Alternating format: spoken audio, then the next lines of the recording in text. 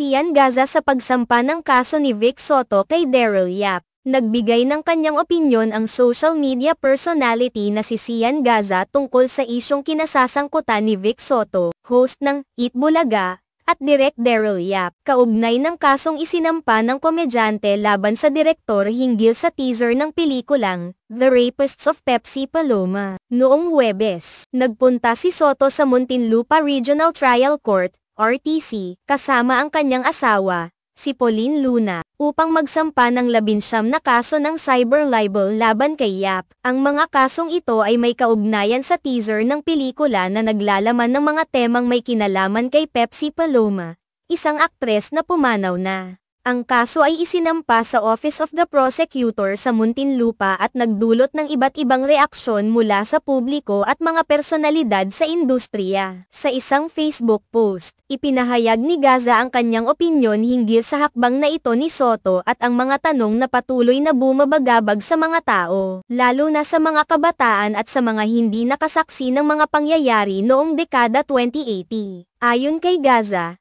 sana raw ay malinawan na ang lahat ng tao, kabilang na si Soto, tungkol sa kung ano talaga ang nangyari sa kontrobersyal na isyu na may kaugnayan kay Pepsi Paloma. Nag-file ng libel case si Vic Soto against Daryl Yap dahil sa pelikula nito tungkol kay Pepsi Paloma. Sana sa pagsama ng kaso linawin na rin ni Bossing Vic kung ano nga ba talaga ang nangyari. Yan kasi ang tanong mula sa boomers hanggang Gen Z, totoo po ba? Sabi ni Gaza sa kanyang post. Dagdag pa niya, kung hindi naman daw totoo ang mga paratang na ito, sana raw ay matagal nang nilinaw ni Soto ang mga bagay na ito upang matigil na ang mga haka-haka at katanungan. Kung hindi naman pala totoo, bigyang linaw na sana agad. Hindi yung pinatagal pa ng 3 dekada, nadamay patuloy yung ibang henerasyon, para sana makatulog na tayong lahat ng mahimbing. Ang hirap maging mosang sa totoo lang, saad pa ni Gaza sa isang comment section ng kanyang post.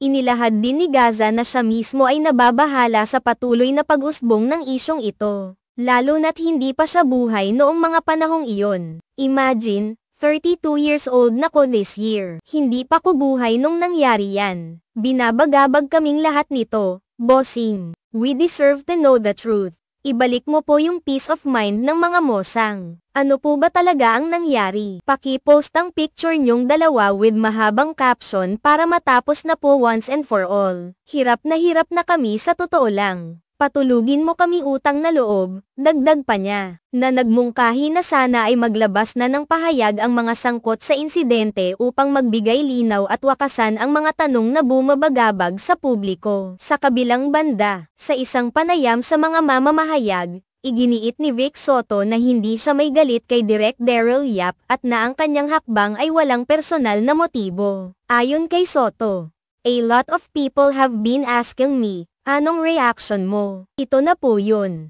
Ito na po yung reaction ko." Pinaliwanag ni Soto na ang kanyang hakbang ay hindi personal, kundi ito ay isang paraan upang ipaglaban ang kanyang prinsipyo laban sa mga hindi responsable, lalo na sa mga isyu na may kinalaman sa social media. "Sabi ko nga walang personalan ito. I just trust in our justice system. Ako'y laban sa mga irresponsableng tao, lalo na pagdating sa social media," saad ng komedyante. Ang isyong ito ay patuloy na pinapalakas ang diskusyon tungkol sa kalayaan ng mga filmmaker na magsalaysay ng kwento sa pamamagitan ng pelikula. At sa parehong panahon ay ang karapatan ng mga individual na protektahan ang kanilang reputasyon, lalo na kung may kinalaman sa mga kontrobersyal na isyu mula sa nakaraan. Ang paghahain ng kaso ni Soto laban kay Yap ay isang halimbawa ng hakbang na maaaring gawin ng isang tao upang protektahan ang kanyang dignidad at upang linawin ang mga isyong nakakaapekto sa kanyang pangalan. Sa ngayon,